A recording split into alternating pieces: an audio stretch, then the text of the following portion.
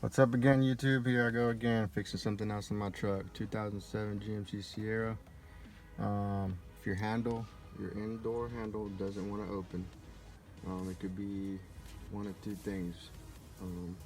One, the latch on the door panel itself.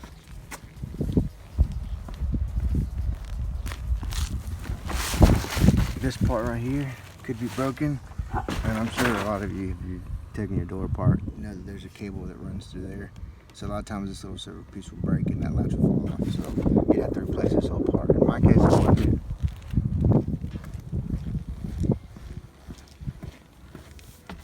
Mine was the actual cable, which is this part here. Of course, this is the new one, but the old one, the cable actually broke. So I had to go buy it. If you want to know the part number, it is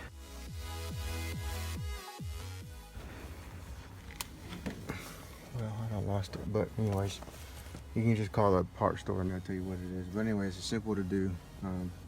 Pay the door handle off or the door panel. I'm not gonna go into that. You can find videos on YouTube to show you how to do that. Once you take the door panel off, you have to take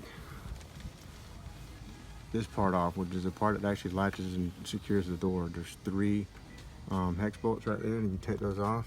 This piece here comes out, and you'll see it once you loosen it up, right? And then this piece here, right, will go in